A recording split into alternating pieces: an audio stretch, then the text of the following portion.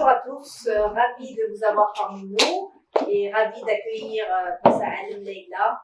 Un grand bonheur de vous avoir parmi nous et bienvenue à nos collègues, nos directeurs, nos chers collègues, chers étudiants, doctorants, personnel administratif, tout le monde, bienvenue ici pour ce moment qui va être exceptionnel, j'en suis sûre, d'échange et de partage de l'expérience de notre collègue professeur Alem Leila. Merci à Madame Tazi pour sa thèse de la fac de sciences, puisque nous avons organisé tout cela ensemble et grâce à elle, parce que vieille connaissance, professeur Alem, quand on était jeunes, nous étions perdus de vue.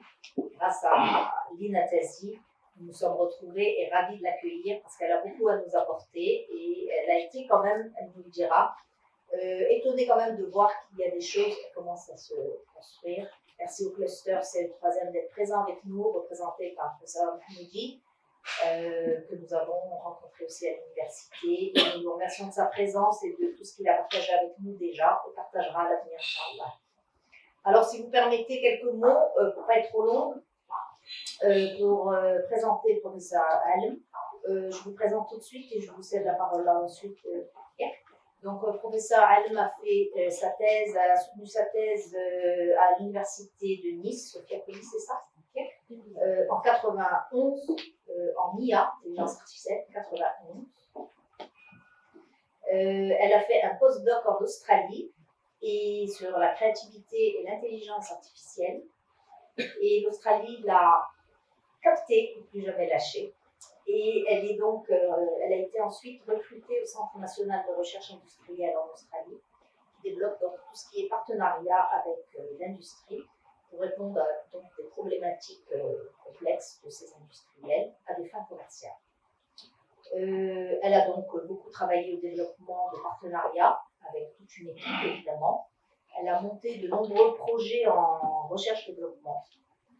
Et elle est souvent passée donc, dans ses travaux à la commercialisation, ce qui nous intéresse aujourd'hui, et cette expérience sera partagée tout à l'heure. Ce centre de recherche est évidemment un centre de recherche public, la recherche scientifique, comme tous les centres de recherche, mais il y a la particularité d'avoir la recherche et la commercialisation, et ce modèle aussi de centre de recherche nous intéresse au plus haut point, nous en parlerons aussi. Comme ça, Alem me disait lors de nos échanges récents que le centre était jugé aussi bien sur la qualité des publications de ce centre, mais également sur l'impact de leur recherche sur les différents secteurs industriels. Et c'est bien ce qui nous manque aujourd'hui ici.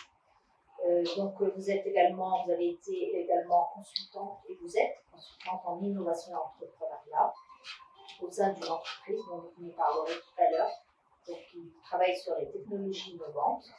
Vous êtes aussi coach et mentor de start-up dans différents pays, en France, en Espagne, en Australie. Vous êtes professeur, bien sûr, d'abord, et vous enseignez l'innovation et l'entrepreneuriat, et vous dirigez le pôle d'accélération Tech Accelerator, et travailler avec des masters et des doctorants, entre autres. Donc, je vais m'arrêter là, mais évidemment, le CV est bien plus long. Donc, je vais plutôt donner la parole à professeur Alem pour partager toute son expertise, son expérience durant ces nombreuses années en Australie. Nous vous remercions infiniment de votre présence et de votre générosité dans le partage. Merci à tous mes collègues et je cède la parole à notre cher collègue et ami Marcel.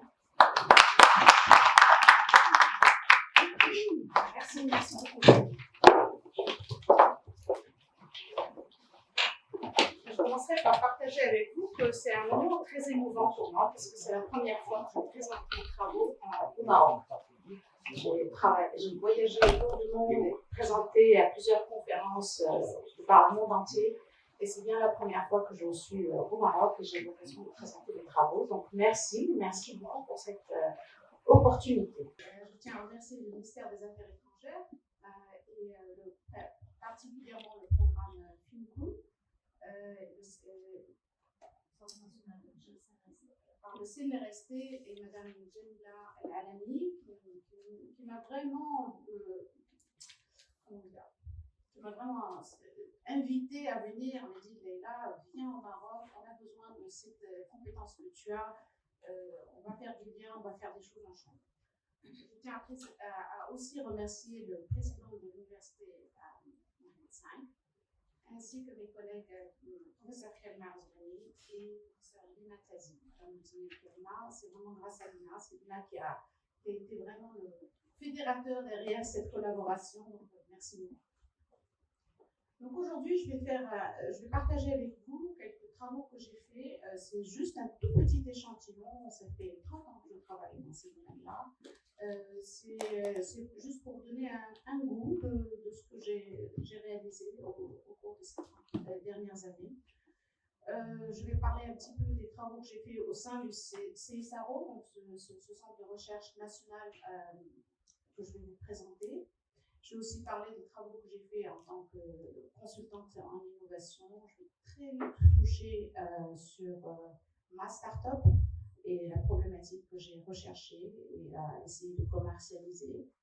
Et finalement, je vais finir par vous présenter un petit peu ma vision du futur de ces nouvelles technologies, vers où on va. Et donc, la seule chose, c'est que je vais pouvoir le faire en anglais, mais on pourra discuter en français. Je suis désolée, je présente très rarement mes travaux en français, donc je n'ai pas le vocabulaire pour le faire. Voilà, donc, on commence par le CSRO. Le CSRO stands for Scientific Industrial Research Organization. We have over 6,000 people working research in this organization, and we are across 57 locations. So this is the map of Australia, and you can see there are a number of cities, and pretty much in every city we are present. And in every city there are a particular type of problem that we are trying to address. Could be to do with water, like Morocco. There's a big issue in Australia to do with water and water quality and how to extract this water and make sure that we can actually have water in order for our city to continue surviving and regenerating. It could be to do with how to deliver services to regional and remote Australia. Unfortunately, in this country, we have everything in big cities and pretty much nothing in the middle. By the way, in the middle of Australia, it's a big desert. So imagine it's like just a big desert. And if you fly from Sydney to Perth, it takes about 8 hours just to cross the continent. It's a huge big city. So CSR is this national science organization, and what they tried very hard to do is to align all of the research on around the national priorities. And by aligning the research around the national priorities, we were able to secure funding from government, but also get funding from industry. And this is kind of a little bit what I'm going to share with you. So we had organized ourselves, so imagine 6,000 people organized around key problem area. Climate adaptation is a big issue in Australia, but also around the world. Energy transform, how to transition to a sort of a decarbonized source of energy. Food futures, it's a big issue as well as the population is growing and as the soil in Australia is actually quite poor. And how do we actually make sure that we have enough food for our people without having to import? Future of manufacturing. The big issue with manufacturing is that Australia, like a lot of other countries, have stopped the manufacturing processes. So we were trying to see, we have skills in manufacturing. What can we do with those skills, and what is the future, and how can we unlock new value from emerging technologies, and so forth. And another area that is around preventative health, and I've done about 10 years of research around telehealth in that space. I'm going to be focusing on one particular flagship program, which is called the Digital Productivity and Services, because that's where my research team resides. And I've done a lot of work in this space. So the key message here is to say that initially we were a bit like a university. We had our little research teams. We'll have some partnerships, and we're trying to get a bit of funding to fund our research. And it was really like chicken feed. We had like contracts of maybe 60,000 Australian dollars, which is nothing. By the time you finish that 60,000, you have to actually get that funding. So we decided to stop running after those big, small pot of money and go for something much bigger, where we have to collaborate and also work with others across disciplines in order to solve much bigger problems.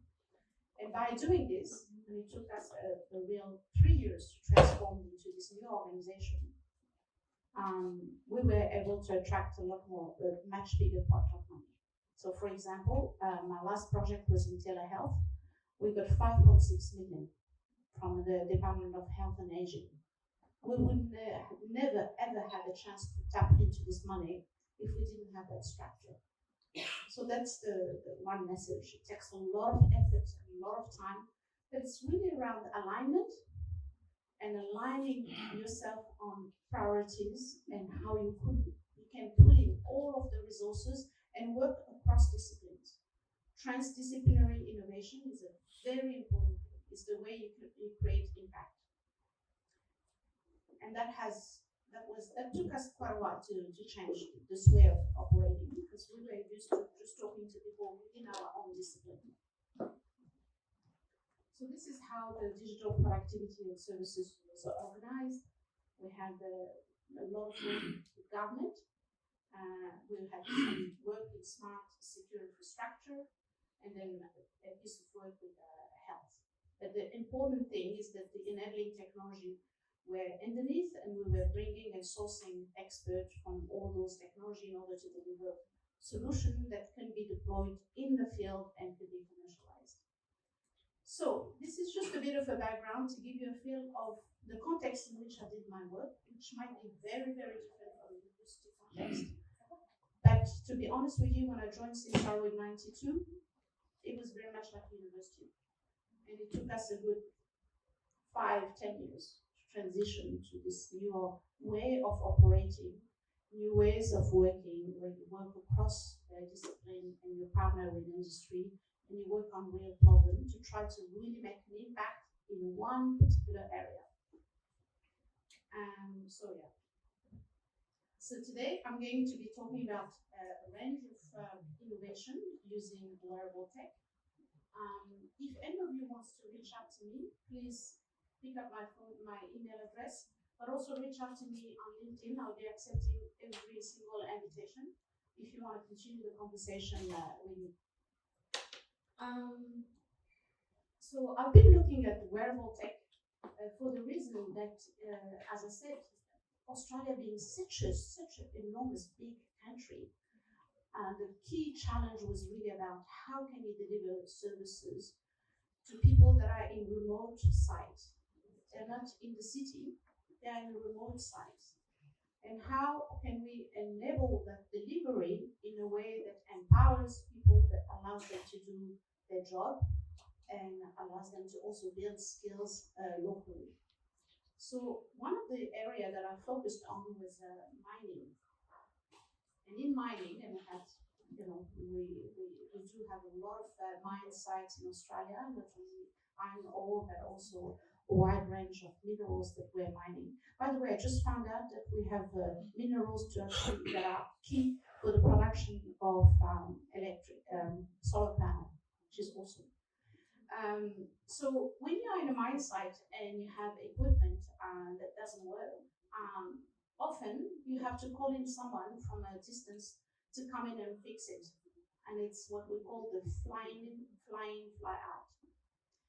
And it's really, really critical, because while you're waiting for someone to come in, the machine is not working, you're not actually extracting iron or.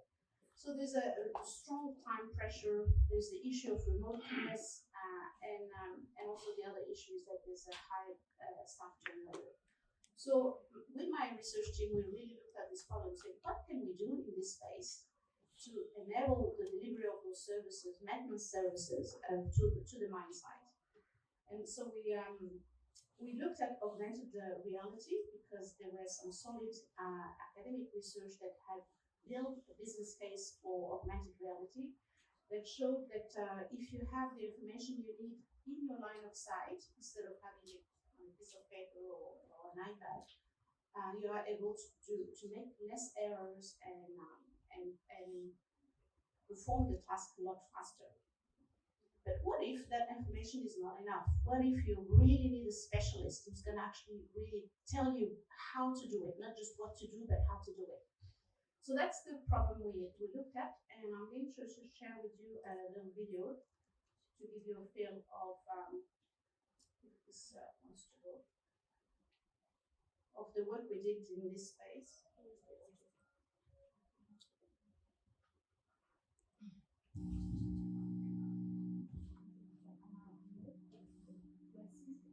A field worker anywhere, anytime, all we need is an internet connection.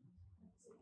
So instead of calling the expert and trying to get the access to some of the code, instead of flying the expert and that costs a lot to remote operation, you click a button and instant communication with the specialist. You're able to demonstrate with your hand what needs to be done. What particular way you need to turn, for example, a note. We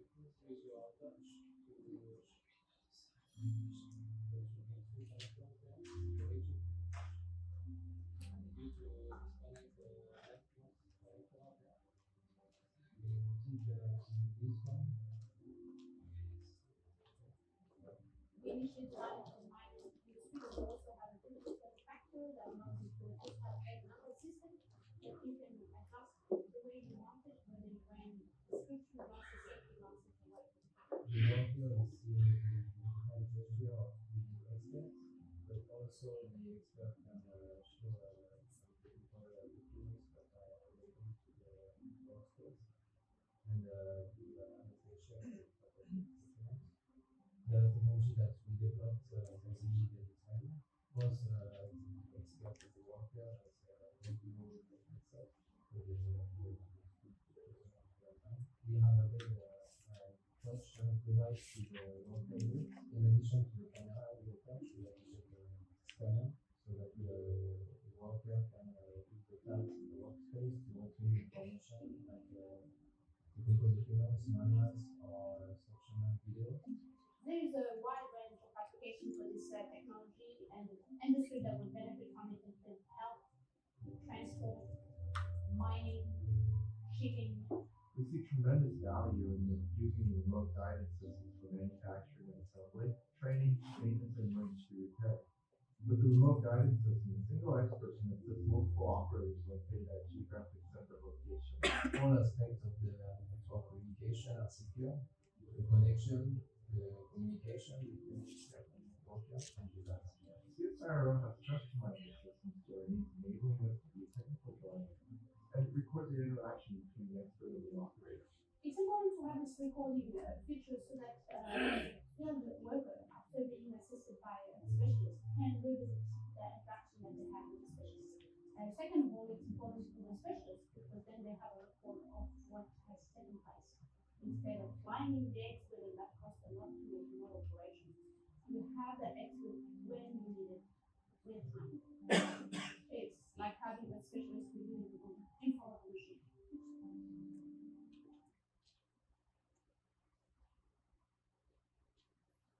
So we won the State Innovation Award for this piece of work because we were able to commercialize this technology to Boeing. And Boeing, the interesting part is that even though virtual reality was a term that was invented at Boeing in Seattle, and 20 years later they actually bought a product from my research team in Sydney to enable remote maintenance of the aircraft. So we were very, very proud to have had that sort of impact. So Professor Karina Razouani had really insisted for me to share with you the story of how we went from an idea of a small little problem. From an idea of something we developed in a lab, and how we moved from a small little idea because we saw a big need for it, and we saw the potential from a market perspective. And you can have all of this, but at the end of the day, if you're not able to ship this and put it in the field and commercialize it, you're not actually delivering impact. So I'm going to share a little bit of my story with you. having won the State Innovation Award was actually helpful as well. So from a research perspective, what we really understood is that the maintenance worker, we spent a lot of time, my research team was really strong in human factor. We went and really understood the context in which the operator were operating. And we understood, if you see a maintenance worker, they have a belt with all their tools because they need to have their hands in order to do the job. The last thing you want is to put a smartphone or a tablet in your hand because it has to be hands-free. And the other bit that was really interesting from a mining perspective is that they were already wearing a helmet. So it was very easy to actually put sensors on that helmet because they already had a helmet. And so we were really thinking about technology adoption, and it's a lot easier to add stuff to a helmet than actually having to ask people to put something on their head. The other thing too is that we initially really focused on the productivity gains. Like, yes, we can demonstrate that by using this technology, you'll be able to perform the task a lot faster. So that was the productivity sort of value prop. But what we realized also quickly is that training and upskilling the people that stay in those remote operations was actually even more important than just performing the task faster. Because there were so many changes in the mine site with the introduction of automation, a lot of people left the mine site and all the expertise was gone, and their role was changing, their job was changing. So how can you use technology to allow them to continue grow and develop the skills that they need on the job? So that's the research bit, and I'm not going to bore you with this, but I have zillions of publications. We have written even 2 books, and the third one is coming up this year. It's really to do with how you design the interaction in a way that is very natural, doesn't require any training, and also the fact that you can actually use your hand as if you were doing the task in the 3D space. So we studied the spatial awareness, and the reason why we studied spatial awareness is because this worker is a mobile worker, right? And we couldn't have a proposition to the mine site to say, well, we have a solution for you. Are you interested in buying it? If there was any risk that the people, as they were moving, would bump into things, right? So we had to make sure that they actually have the good understanding of the 3D space where they were moving as they were having this additional estimation. And so that touches on the spatial awareness and mobility, but I don't want to touch too much on the research. The thing that we did from day one is we're designing this to make sure we can use it in the mine site. So we had big constraints that a lot of researchers in augmented reality didn't have.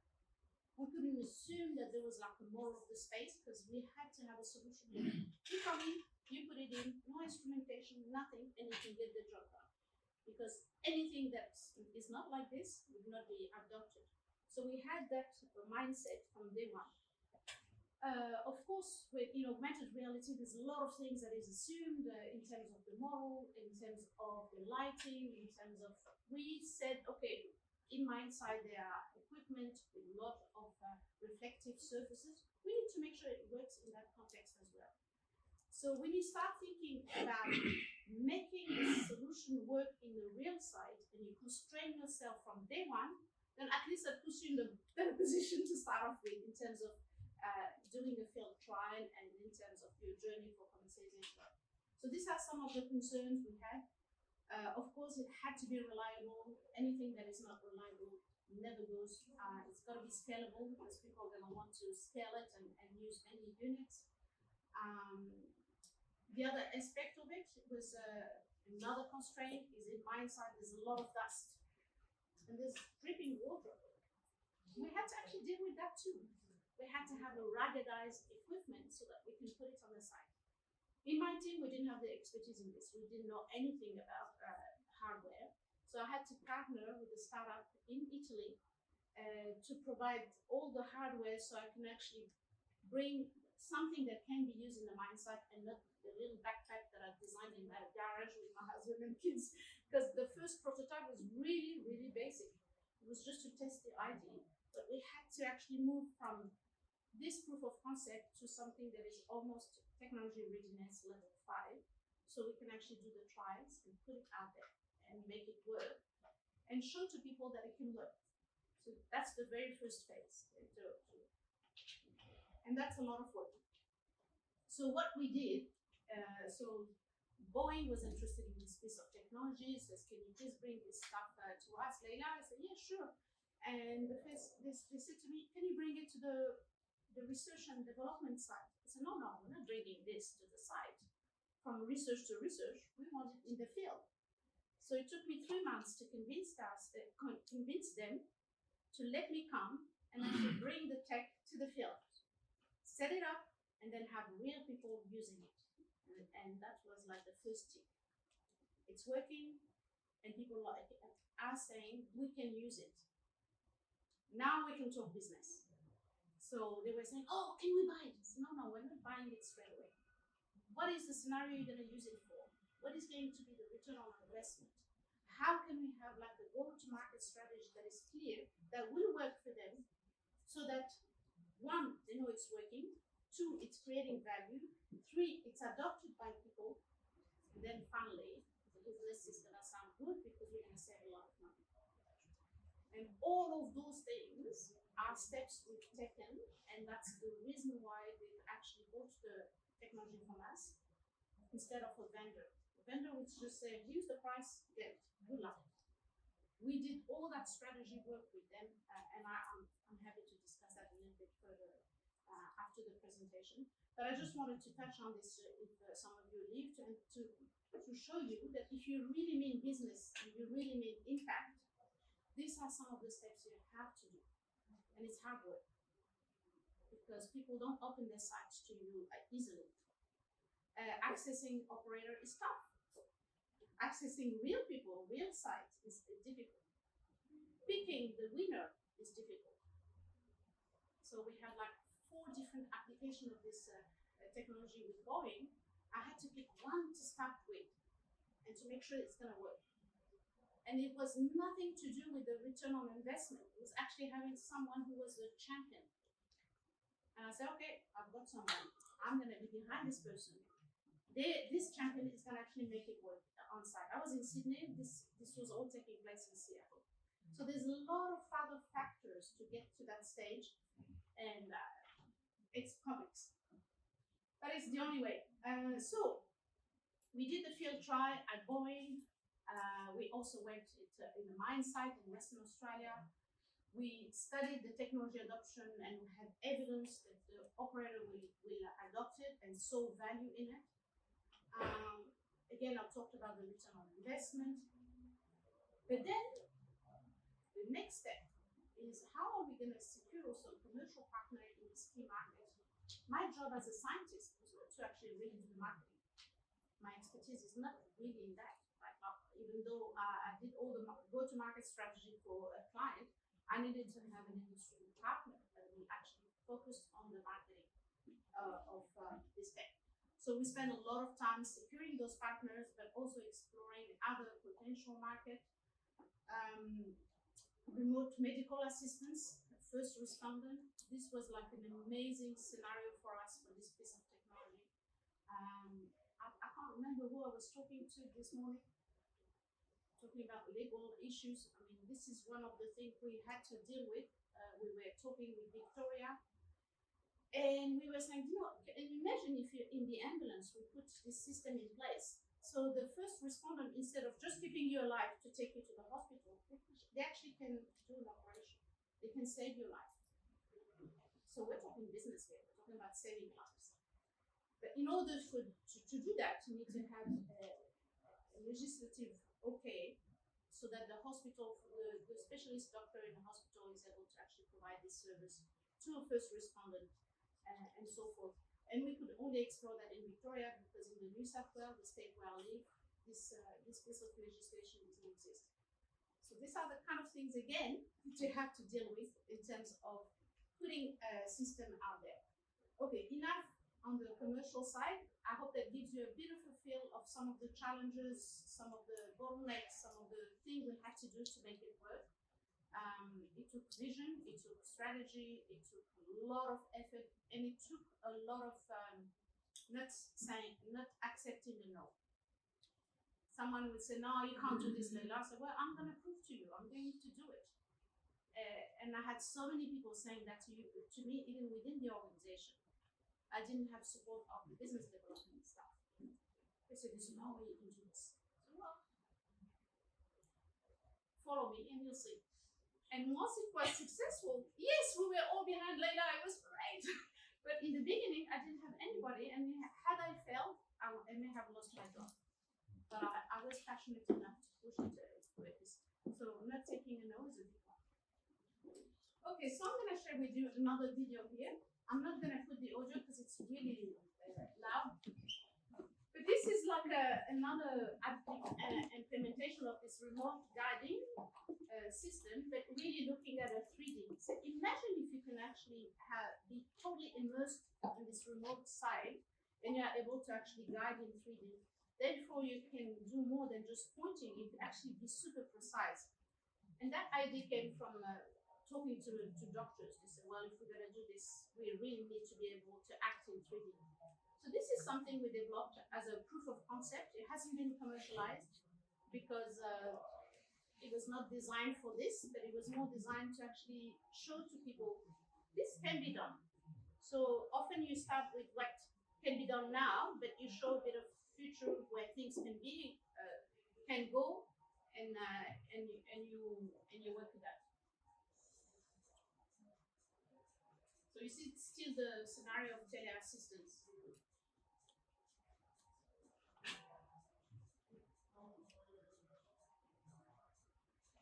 So it may look not much, but this is all about really the point I'm trying to create here. Here is when you're mixing the digital with the physical, but you're also creating space of interaction. And those 3D space are very, very different from the small little 2D one that you have on your mobile device. And when you create those 3D space and you're actually bringing the physical, the real with the digital, and you're allowing people to behave as naturally as possible, then you are in the position to create very innovative type of technology that enable a service delivery.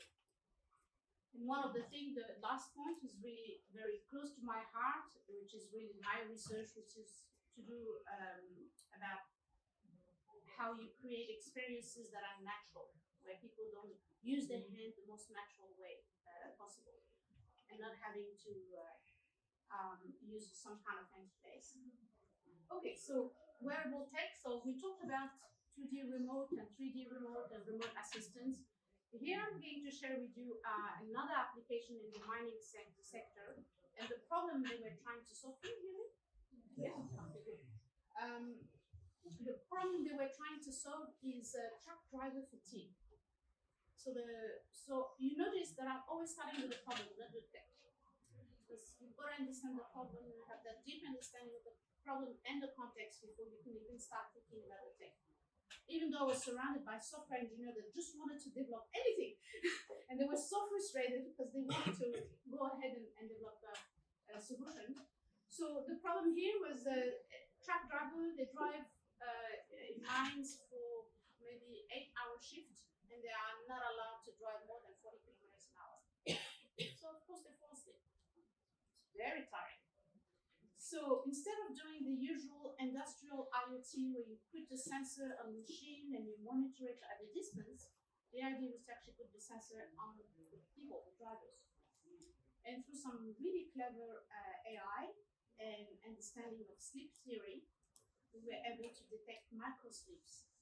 So those microsleeps, you experience them before your eyes start blinking. So that's very powerful because it means you are creating a safety zone much stronger than just like when you start blinking and you're feeling the fatigue and whatever. So this was the idea of this product. It was commercialized. It was used by Rio Tinto. And they called me, they said, Lina, we're having a problem. The trackers don't want to use this. They're actually putting the helmet on the driver's seat. So what? So they said, oh, it's probably something to do with the interface. Can you come and help us? And the design was wrong with this technology because the data from your head, which is like your EEG, was actually going to the site supervisor. So at the end of the shift, the supervisor would say, Lena, looks like you had 3 microsleeps. What's going on with you? You didn't have a good night's sleep. So it was very much designed like Big Brother's watching you. Who's gonna like this? Who's gonna take this? Nobody. So that's why they were not using it. So I spent some time, I spent 2 weeks with those miners in my site, talking to them. The first thing I learned is that the moment in their job where they were less safe was actually when they were finishing their shift and they were driving back home to their family. And of course, at that time, they were not wearing the helmet. So I said to the site, you know what? Let's give them the helmet for that portion. Let's see if they can experience the value of it. And then we see from there where we're going to go. The site manager said, no, I need to have the data. There's no way this is going to go. So we found out that they had a site in Canada where the technology was not introduced yet. And we introduced it in our own way, where the operator had the choice. They decide who they want to share the data with, if they wanted to share it. And some would share it with their partners, some would share it with their colleagues, and some would not share it. And once we gave the control to the operator, guess what? They adopted it.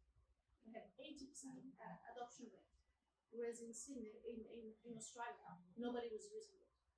So you can have super clever technology, you can have AI, all the buzz thing and all that. This is actually the easy part. Developing the technology is always the easy part.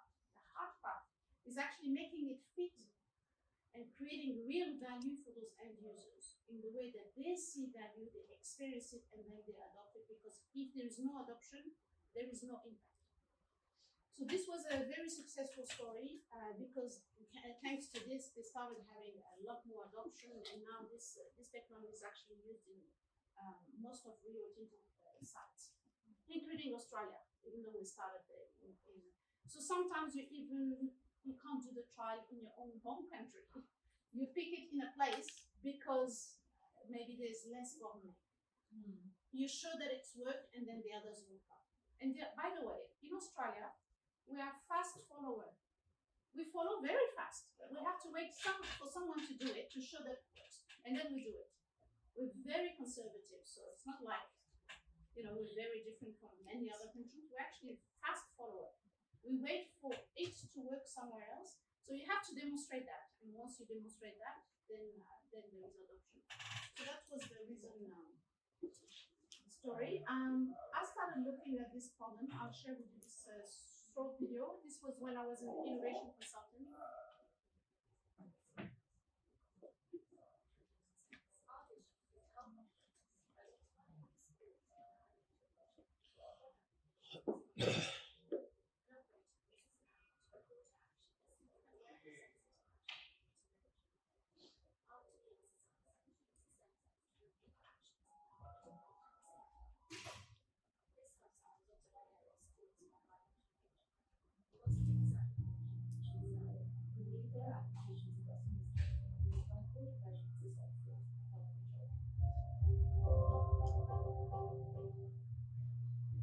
So this was just a proof of concept. It hasn't been commercialized, but the idea was to say that in this aviation industry, what we noticed is that people were really working under such a high pressure that they were making mistakes. And the mistakes were not due to the fact that they didn't have the right training. It was actually due to their load, their cognitive load. So the idea was to say, well, how can we make them aware of their cognitive load so that they understand that they are at risk of making mistakes, because it takes a lot of time and effort to fix mistakes when they take place.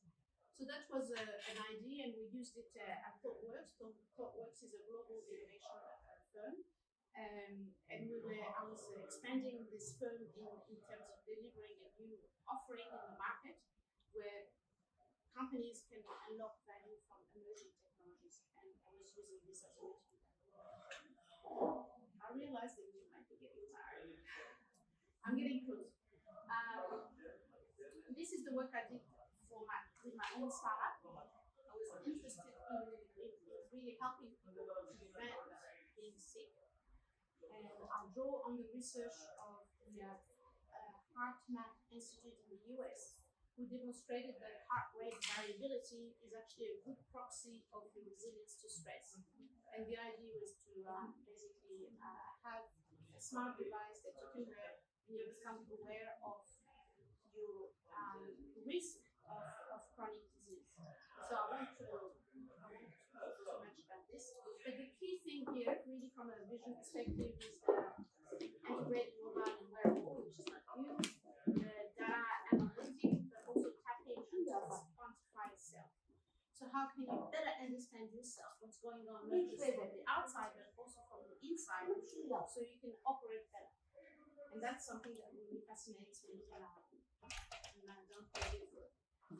Okay, so this is my kind of where things are going, designing human augmentation, and my vision basically on how can we augment human is actually to start off by understanding that our brain works in 3D, and yet all we design, all our tools are 2D, right?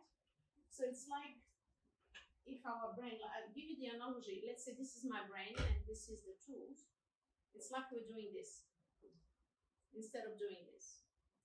So we're not taking into account the full potential of our brain, actually really operating 3D. So this is where we need to be tapping into it. Instead of us adjusting to those 2D tools because that's where we started, we need to start thinking about designing tools that fits better the ergonomy of our brain. And that's very important. That's kind of more of a research perspective, but I'm a human computer interaction specialist, so I wanted to share with you this. The other one is really making the physical world our user interface using real-time 3D. So there's now a lot of captures and sensors out there that can actually create in real time a 3D scene, and how can we make use of our own body in the way we interact in those scenes.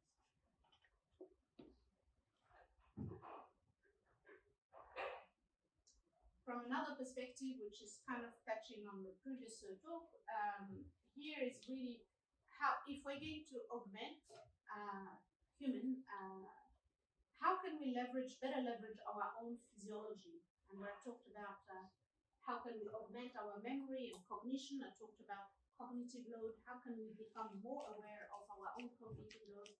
But also augmented awareness. You know, the more vitality we have, the more we're going to be able to create. And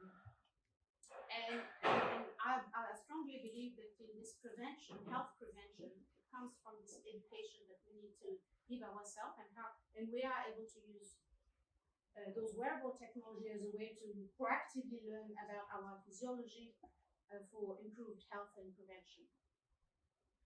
So this next wave of human augmentation is going to create this kind of very close relationship between human and technology.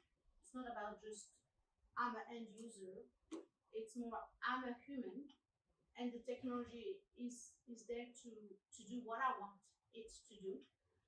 It's going to be spatial and integrated. It's going to be taking into account our internal states, and we talked about fatigue, cognitive load, and so forth.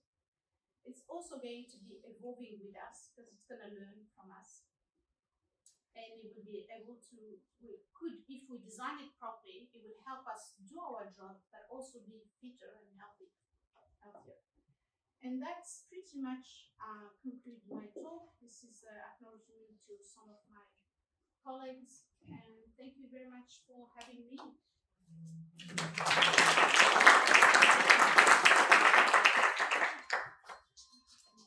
Merci infiniment. Alors, peut-être, moi j'aurais 3 questions, mais peut-être qu'on peut donner d'abord la parole à la salle, puis je poserai mes questions en même temps. Qu'est-ce que vous en pensez? Oui. Est-ce que vous voulez? On peut pas avoir un micro-baladeur, quelque part.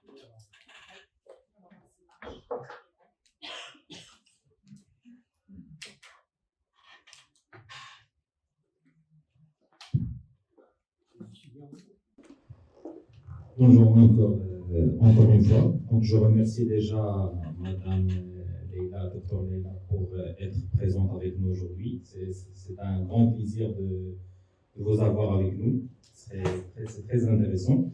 Juste par rapport à votre présentation, j'ai trois questions donc, que je n'ai pas bien saisies. Donc, quand vous avez parlé de la partie des mines, donc mining industry, donc vous avez parlé des capteurs visuels qu'on met dans les casques des ouvriers. Donc, j'ai trois questions. Donc, la première des choses, donc le système, c'est un système in real time system. Donc, il nécessite un moyen de communication, une connexion peut-être 5G ou 6G, 5e génération, qui est forte, pour qu'on n'aura pas un lag entre ce qui fait l'opérateur et ce qu'il reçoit le technicien ou l'opérateur. Donc ça, quelle est l'intervention qu'on doit faire dans le moment où il y a ce problème-là, dans la partie des mines et dans la partie que vous avez parlé des ambulances. Donc, la partie des ambulances, c'est question de vie ou de mort. Donc, et on doit assurer qu'il n'y a vraiment pas de lag entre ce qu'il reçoit l'infirmier ou le first responder et ce qu'il envoie le médecin. Ça, c'est ma première question. La deuxième question, c'est dans le même contexte pour les mines. Donc, on sait bien que les mines, elles sont très profondes. Est-ce qu'ils ont le pouvoir ou bien le hardware nécessaire pour avoir cette connexion 5G aussi, ou bien 6e génération assez profondeur? La troisième question, c'est par rapport aux sources d'énergie des capteurs qui sont dans le casque. Est-ce qu'il y a des batteries intégrées dans le casque? Si oui, est-ce qu'elles ne représentent pas de danger pour l'utilisateur? Parce qu'on sait bien que dans les mines, il y a des températures très élevées. Si on met des batteries lithium ou bien ion, c'est un peu difficile et un peu risqué pour l'opérateur. Voilà, merci. Alors, je vais commencer par la dernière question. Juste un petit complément par rapport à la question, c'est la vitesse évidemment, mais comment sécuriser ici le...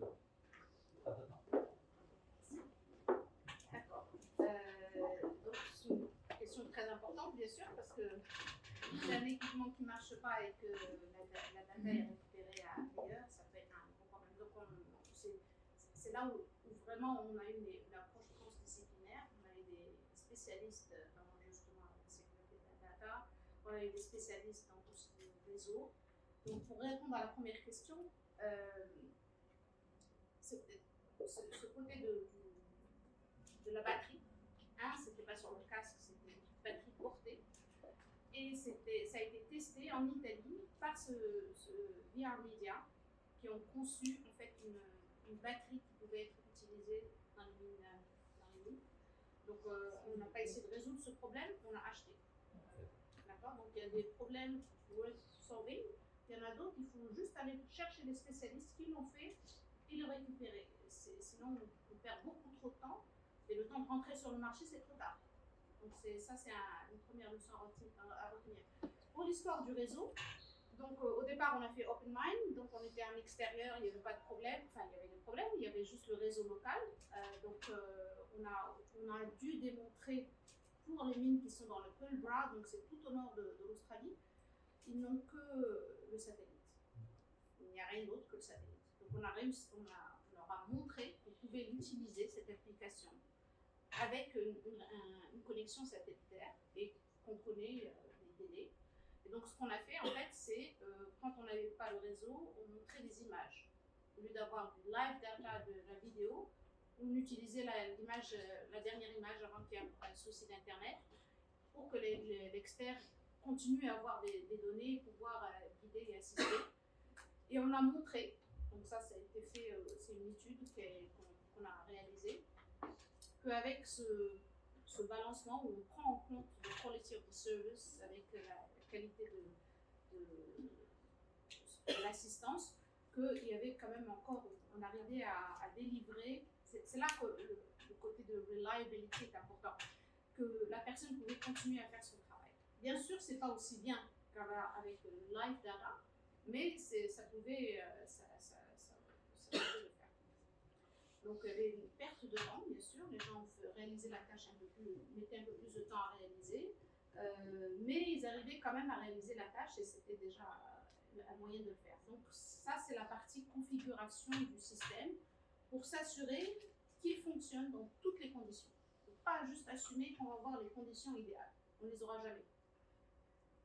Donc, comment se trapper là-dessus et comment réaliser ce genre de choses. Merci. J'ai répondu? Oui.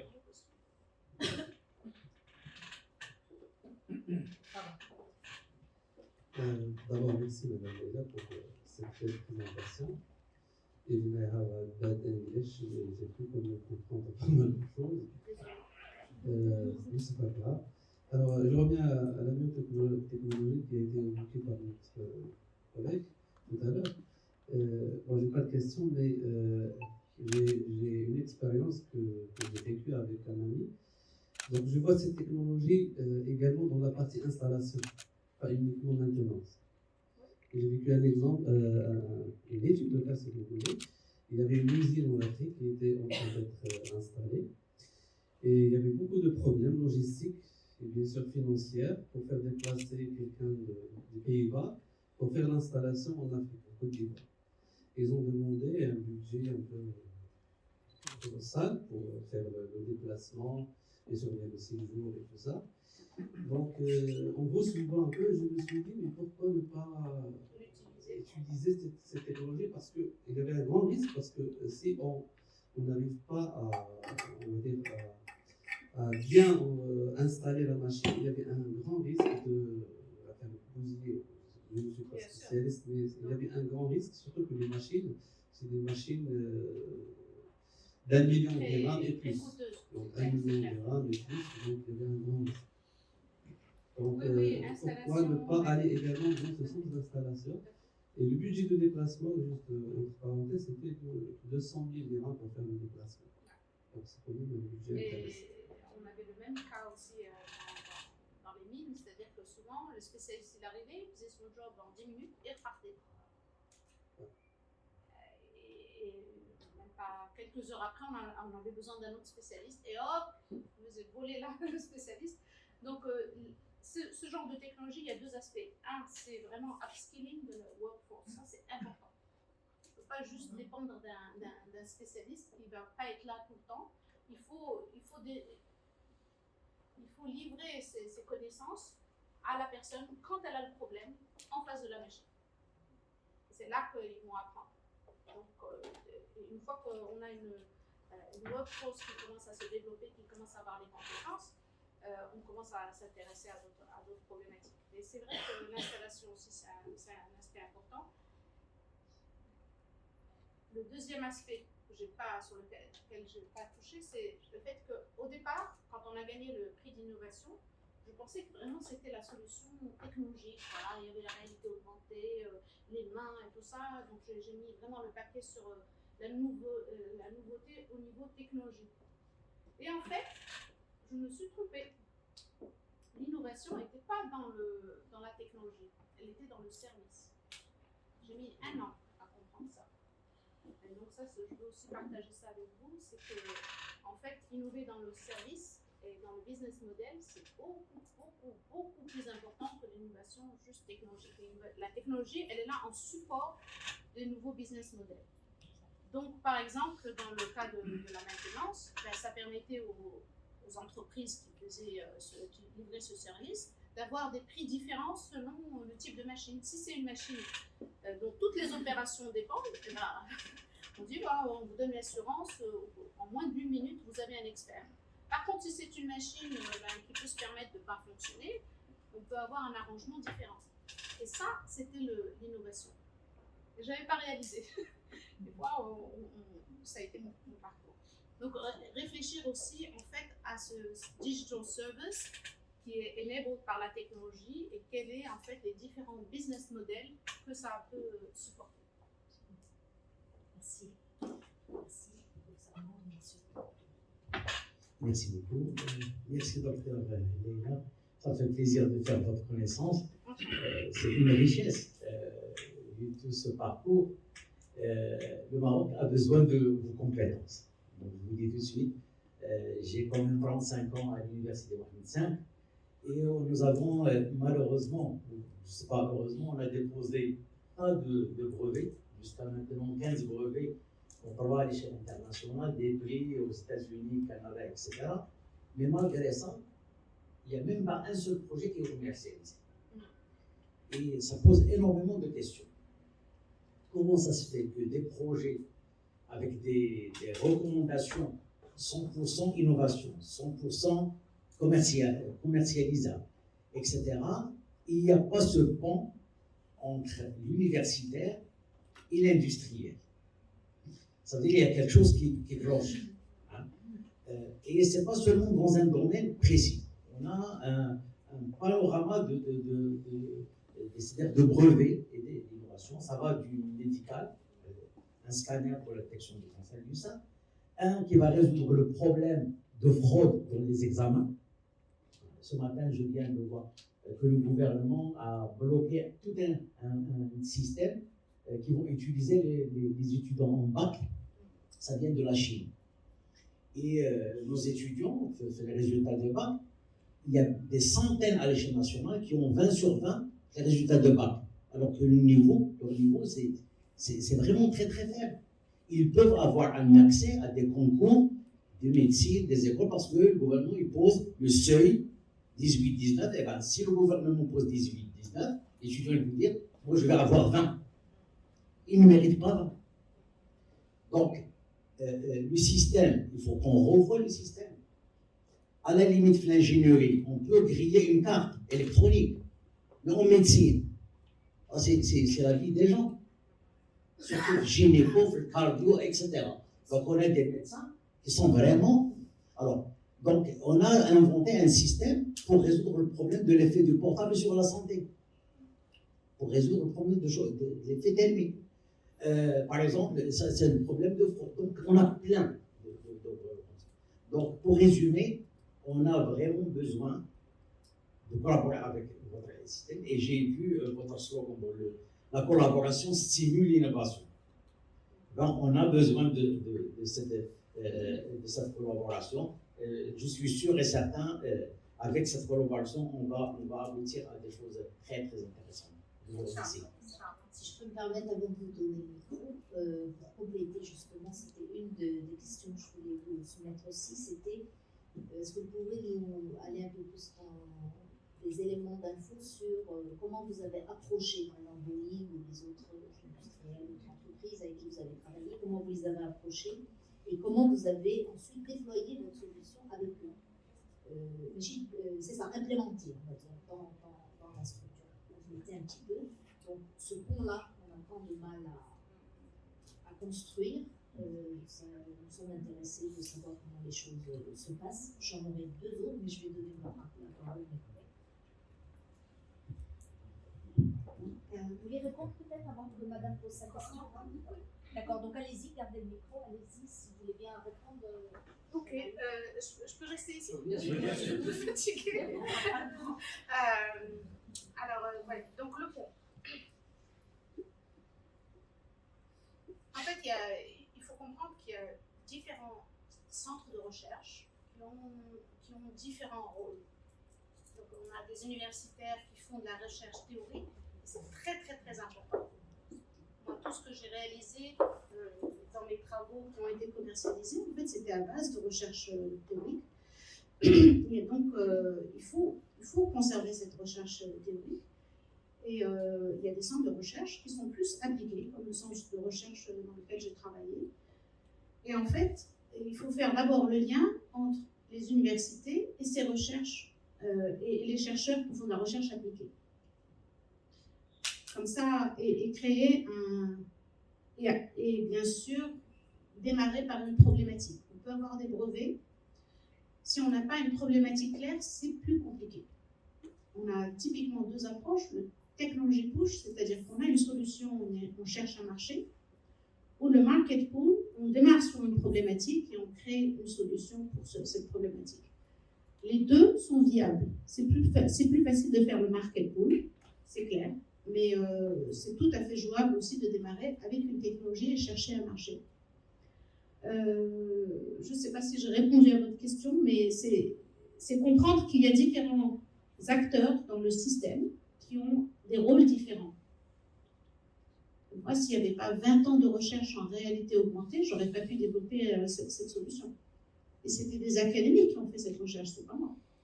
Moi, j'ai juste basé sur leurs travaux pour développer une solution à une problématique donnée. Donc, moi, j'ai eu beaucoup de collaborations avec les universités en Australie, mais aussi en France, mais aussi à l'INRIA, donc le Centre national de recherche en informatique appliquée en France, où j'ai fait ma thèse, et j'ai pris des doctorants, j'ai pris des masters, et souvent, il y a une partie théorique et une partie appliquée, et ils venaient en fait chez moi comme s'ils allaient en fait chez l'industrie. Ils me considéraient comme l'industrie, parce que j'avais des problématiques réelles, avec des opérateurs réels, des sites réels, oui, voilà. Donc voilà, ce que j'essaie de dire, c'est qu'il ne faut pas tout mettre dans le même panier, il faut garder les recherches théoriques, il faut regarder la recherche appliquée, regarder les problématiques. Il y a beaucoup de problématiques, et on ne peut pas se pencher sur tout.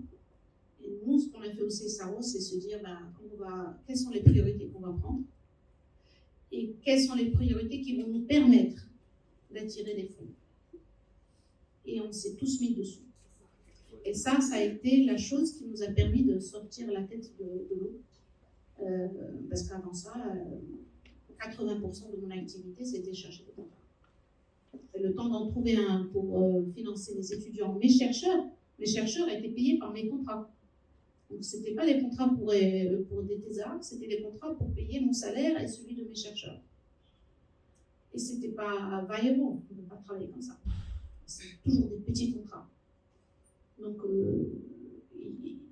je ne suis pas sûre que ce modèle-là peut être appliqué au Maroc, mais il y a peut-être des principes qu'on peut retenir pour les utiliser, pour essayer de faire un peu plus de faciliter ce pont entre l'industrie et la recherche. Un point évidemment, c'est l'environnement. Vous n'avez pas posé votre question. Ah oui. Excusez-moi, et j'arrive vers vous et ensuite vers mes collègues. Merci de d'être rapide. Donc, tout d'abord, je m'entends mes collègues pour vous remercier.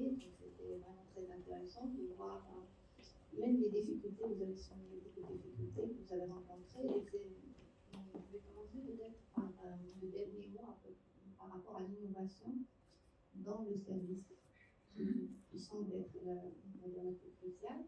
Donc, j'aimerais poser la question parce que si je prends l'exemple de l'école, donc je travaille dans l'INSIAS, donc une école dans la technologie, du digital, de l'informatique. Et bien sûr, on encourage beaucoup nos étudiants, nos doctorants pour l'innovation technologique. Nous avons également, depuis 2 ans, créé un parcours ingénieur-entrepreneur. On voudrait encourager les ingénieurs qui ont un projet de création d'entreprise, mais toujours dans le domaine technologique, pour qu'ils arrivent à créer peut-être des startups, innovantes, avec forte valeur ajoutée, bien sûr, avec le mot impact. Vous avez insisté beaucoup sur l'impact. Parmi les présents, des collègues qui gèrent et coordonnent ce parcours, peut-être quelques élèves de ce parcours, et j'aimerais savoir, donc, si je pense à l'innovation par les services, par la partie aussi, vous avez parlé du marketing, vous avez parlé des problèmes légaux, tout ce qui est privacy aussi, by design, sinon on va avoir des problèmes. Donc, est-ce que vous pouvez, dans le contexte marocain, peut-être, je ne sais pas ce que vous avez comme aperçu sur le contexte marocain, mais vu avec la globalisation, donc je pense que vous avez dit vous-même qu'on peut aller tester même ailleurs pour venir après marketer chez soi. Avec cette potentielle collaboration avec votre centre, est-ce que vous pouvez peut-être nous donner quelques pistes pour que ces étudiants-là, par exemple, qui ont des idées, qui sont motivés par l'entrepreneuriat, mais qui sont dans la technologie, c'est-à-dire essayer d'innover aussi dans la technologie, comment avoir ces 2 compétences et arriver à aboutir à une entreprise innovante avec impact. Voilà, je sais que c'est très complexe, mais 3 ou 4 conseils clés que vous supposez.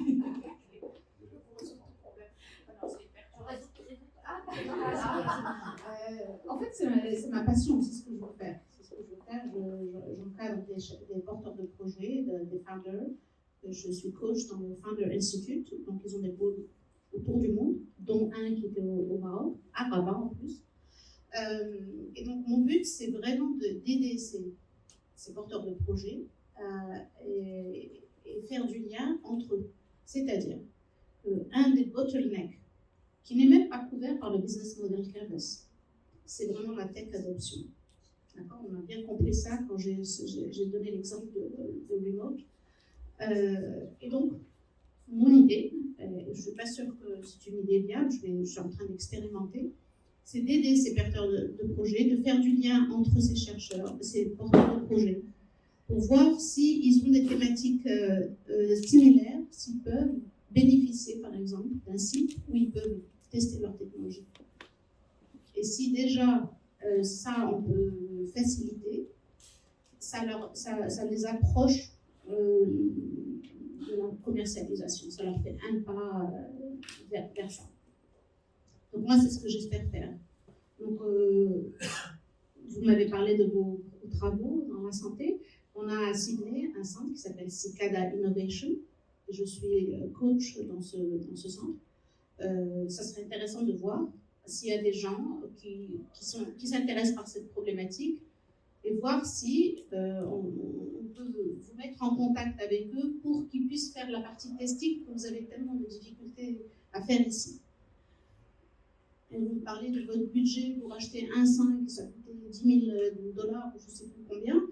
On peut imaginer qu'il pourrait y avoir une collaboration où s'il y a des personnes qui sont intéressées par ce type de testing, comment faire un leverage d'un côté comme de l'autre pour qu'il y ait un bénéfice des deux côtés. Et ça, c'est ce qui m'intéresse, c'est ma passion, c'est pour ça qu'on a parlé d'innovation et d'entrepreneuriat. On peut aider localement à faire des ateliers, donner des outils, des méthodes, mais le gros du besoin, c'est au niveau financier et au niveau test. Donc, est-ce qu'on peut capitaliser sur les réseaux existants pour faire des ponts? Moi, j'aimerais bien être celle qui construit les ponts. Inch'Allah. Professeur Mahmoudi, ensuite le professeur Michel et on arrive vers Merci beaucoup. Je vous rejoins aux collègues pour vous remercier pour votre présence et votre clarté au niveau de la présentation. Donc, moi, juste, il y a un point de commentaire par rapport à ce qu'on parle de l'innovation technologique pour aller au marché ou on répond à une problématique. Je pense que les deux sont nécessaires et que ce qui compte, c'est plutôt l'environnement et la maturité industrielle. Donc, quand on est dans un pays comme le Maroc, où la maturité industrielle n'est pas encore fixe, je pense qu'il faut répondre aux problématiques. Il faut chercher à répondre aux problématiques pour pouvoir éviter ce doute au niveau du marché. Mais quand on est dans un pays où l'industrie quand même a ses bases, et là, on va chercher à performer, à optimiser les processus, etc. Et là, la technologie, effectivement, vient apporter un complément. Donc, je reviens à mes questions par rapport à la question du réseau en profondeur, parce qu'on a été confronté aussi à cette question, on travaillait pour un projet à OCP, et donc on avait pensé à un moment à utiliser ce qu'on appelle le Wi-Fi. Donc il passait par les ondes de lumière. Est-ce que ça vous a tenté aussi? Et si c'est le cas, donc est-ce que vous avez écarté cette solution? Deuxième point, c'est au niveau de la gouvernance de l'Institut. Donc, j'ai vu que vous avez plusieurs sites. Est-ce que ces sites sont spécialisés par rapport à la région où ils sont installés, ou il y a une complémentarité par rapport peut-être à l'université de proximité ou par rapport aux zones industrielles? Et comment c'est géré la passerelle entre l'université et la sortie du marché? Est-ce qu'il y a des institutions spécialisées ou c'est uniquement l'institut qui s'occupe de ça, où il y a une filiale, etc. Donc c'est au niveau de gouvernance, comment ça se passe. Puis bon, j'ai une autre question, mais bon, au niveau de... Vous avez ajouté une troisième question, je vais oublier. analyste au niveau de l'approche de maintenance, parce qu'on sait qu'en Australie, il y a un institut très renommé, d'ailleurs par ses certifications en maintenance conditionnelle et préventive.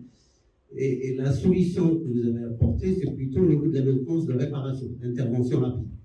Est-ce que la question du budget ne pose pas de problème? En fait, quand on est sur un site industriel important et qu'on a de la maintenance préventive et conditionnelle, est-ce que le budget à assurer pour une intervention réparatrice ne pose pas de problème? D'accord. Allez-y, Salim, après. Allez-y. Vous voulez le micro? Ah oui, oui, non, je peux parler sans micro. Si vous m'entendez, vous m'entendez trop, ça?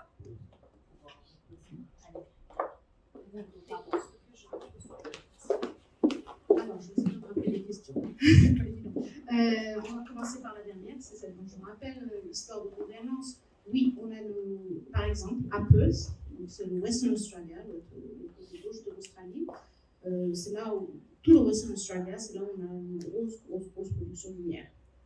Donc, ils sont, Remote Operation Center a été conçu à Perth pour aider toutes les mines qui sont dans le Western Australia. Et donc, le CSAO, ce qu'on a fait, on a amené nos compétences en robotique, on a amené nos compétences en téléoperation, on a amené nos compétences réseau, on a amené nos compétences human-computer interaction, c'était mon équipe, on a amené nos compétences réseau. Et on a aidé à amener des solutions dans cette région-là qui étaient vraiment ciblées mine. Tout mon travail dans le secteur de la mine a été fait dans le Western Australia. Mais ça ne veut pas dire qu'ils ont toutes les compétences. Donc on a ce principe de gouvernance qui est on travaille one CSAO. C'est-à-dire quel que soit l'endroit où on est, si nos compétences sont demandées, on va travailler avec d'autres personnes. Et c'est très compliqué. Quand je travaillais dans le secteur de la mine, j'ai travaillé pendant 10 ans, mes enfants étaient jeunes, et c'était 8 heures de vol pour aller à l'autre coin, prendre un 4x4 pour arriver sur un site. C'était pas près de mon travail. Merci beaucoup. Donc, je ne sais pas si je réponds à cette question, mais oui, c'est vraiment spécialisé. Donc, par exemple, Sydney, c'est la capitale de la finance australienne. Donc, c'est Financial Services, tout ce qu'on fait. Melbourne, c'est la capitale du design. Et il y a aussi pas mal de mines. Donc, chaque région a des spécificités et on essaye de ramener des compétences qui sont demandées pour résoudre ces problématiques régionales et locales. Et être toujours à l'écoute. Oui, oui. Ce qui pourrait peut-être m'intéresser plus, c'est la partie de sécuriser la data. Et là, on est confronté à ce problème. Et c'est pour ça qu'on a pensé par l'IFIT, par l'élève, parce que c'est sécurisé. Ensuite, bon, mais il y a un problème de performance. Je ne sais pas si vous avez été confronté à la question. Forcément, on a été confronté. J'ai bien commencé mon talk en montrant la carte de l'Australie. Donc, on a la distance, c'est un gros problème. Et le remoteness, ce n'est pas ma spécialité, donc je vais dire des bêtises. On a eu ce problème-là et on a ramené des compétences données pour le répondre. Mais je ne pourrais pas répondre à votre question. Mais en tous les cas, on a regardé sécurité des data in-flight et sécurité des data actives. Mais ce n'est pas mon domaine d'expertise, donc je ne pourrais pas vous dire.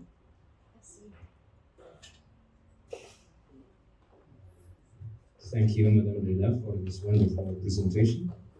I appreciate all the issues that have been developed. I start by asking a question, but I do it in some Arabic. When we say, lorsque Unican Golo Fincom, ça peut être entendu dans les deux sens. Fincom vers l'extérieur et Fincom vers l'intérieur. D'accord? Ouais, Fincom. Donc, le mot peut dire beaucoup de choses. But there is a gap that we should understand. But I think that if I have something to do to add more is when we talk about funding, it should be considered as a service. It could be as an innovation challenge in Morocco. Means there is some lines about the financial based on what the government gives to the university. But if we have to make the exercise, we should do it considering our context. It will be wonderful. So we cannot upload a model that is ready to implement, but we are shocked at the end. But as an experience, it's worthless or must be adapted or rebuilt at all. My first question goes to the how does the remote assistance contribute to the human experience? Okay. By considering the issues like mastery, autonomous, and purpose, because they are drive of motivation of every worker. Have you considered that in your usability testing? That's my question. Thanks.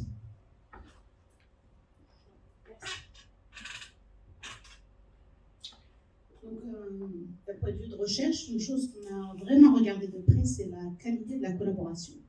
Donc, il y a cet expert et il y a cet opérateur, et qu'est-ce qui se passe entre les deux. Et cet aspect d'autonomie, de satisfaction de la collaboration, c'est une problématique humaine, c'est pas une problématique technologique. Il va y avoir des spécialistes qui vont empower the operator, il va y avoir des spécialistes qui ne le feront pas. Donc ça, c'est pas une problématique technologique. Par contre, nous, ce qu'on a dit clairement, c'est que c'est important de viser l'autonomie, que la personne apprenne sur place quand elle est affrontée au problème, mais qu'elle puisse développer ses compétences aussi. C'est pour ça qu'on a ajouté des features dans le produit pour qu'ils puissent revoir cette séance d'aide et apprendre tout seul. Après, ce qu'on a remarqué, c'est que les gens qui ont commencé à prendre de l'autonomie et à avoir moins recours au service du spécialiste, le spécialiste, après, il jouait plus un rôle d'audit. Donc, la machine est réparée, il regarde, oui, c'est bon, tic. Oui, pas tic. Donc, il faut refaire le travail. Donc, ça change le rapport, ça change la relation. Et surtout, ça permet d'aider la personne à développer ses compétences in situ. Cette histoire d'autonomie, ça va dépendre vraiment énormément de, le comportement de l'expert et le comportement de l'opérateur. Because we are talking about empathy as first tentative to understand the task and how the pain and the gain point is involved within that task. And to consider that in our design, the problem is we come with the product when the empathy has been understood at the beginning is not implemented in the same way, because we have the two persons who are involved in the same task. But at the end, we have been aware that there is some empathy that we should consider all along the process of the design. But at the end, it's emergence of two collaborations. It's good collaboration between two persons. So how the empathy can be balanced, considering the two heads of the Et vous avez raison en parlant de deux têtes. Très souvent, les solutions collaboratives assurent une symétrie. Donc les deux personnes sont à peu près au même niveau et elles collaborent. Là, c'est vraiment un support de collaboration asymétrique, c'est-à-dire que l'opérateur il a une compréhension de la situation bien meilleure que celui qui est remote, parce qu'il le voit, il est capable de tourner autour, il a une compréhension situationnelle, on va dire. Alors que l'expert a une expertise que peut-être l'opérateur n'a pas. Et en fait, c'est un mélange des deux. Ils ont besoin des deux. il n'y a pas une solution. Très souvent, ce qu'on a remarqué, c'est qu'ils faisaient du troubleshooting, c'est-à-dire qu'on essaie quelque chose, on voit si ça marche pas, on essaie autre chose. C'est du travail collaboratif où on a besoin de l'intelligence des deux, la perception du local, parce que celui qui est sur place, il a une perception bien plus riche que celui qui est nouveau. Et ça, c'est intéressant, parce que moi, ce que j'ai remarqué, c'est que dans les travaux de technologie pour la collaboration, on assumait tellement de choses qui ne reflètent pas les collaborations qui ont lieu dans l'industrie. On assume la même technologie des deux côtés. On assume le même rôle, une symétrie dans la tâche. Alors qu'en fait, ce qu'on a remarqué, que ce soit dans l'application de la mine, dans la santé ou même en manufacturing, que c'était très asymétrique. Et c'est ça qu'il faut supporter. Et c'était en fait un aspect de nos travaux de recherche pendant 15 ans. Merci beaucoup. Sanafi, vous voulez parler? Donc, professeur Khalid Nafit, NCS. Merci madame pour. On a pu donc tirer pas mal de leçons. Donc, des leçons par rapport aux aspects liés à l'innovation, par rapport à certaines situations de problème. Donc, comment une start-up, en voulant résoudre un problème, il va collaborer, il va sous-traiter, quitte à acheter un module et le greffer sur le pipeline. Comment chercher ses premiers adopteurs, comment valoriser son produit à l'extérieur du pays. Voilà, non. Maintenant, est-ce que Boeing serait prête à collaborer avec une start-up située au Maroc? C'est pas la même chose. Vous approchez Boeing depuis l'Australie, c'est pas la même chose si on approche depuis le Casablanca. Donc là, c'est le travail à faire, c'est la détermination qu'on doit essayer d'avoir auprès de nos startups pour qu'ils puissent valoriser leurs produits à l'échelle internationale. Donc, merci pour ces moments de partage. J'ai vraiment apprécié la chose parce que vous avez donné des situations réelles donc on peut partager avec nos étudiants, entrepreneurs, etc. Maintenant, j'ai quelques questions techniques. Donc, vous avez parlé dans votre solution de la réalité augmentée. J'aurais aimé savoir en quoi c'est différent d'une assistance classique par une caméra. J'ai pas vu ça à travers le show.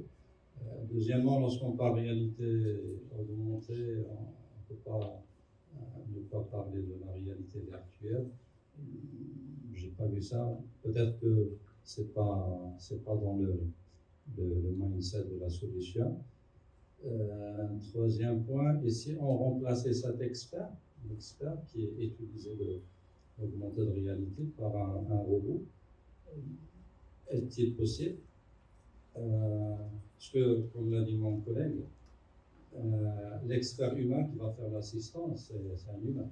Et en général, l'humain, il veut être assisté par un autre humain, mais pas par une machine. La machine, actuellement, est-ce qu'elle est capable de faire un exercice de l'empathie? Est-ce qu'il peut sentir l'autre? En tant qu'expert, je peux voir la sueur.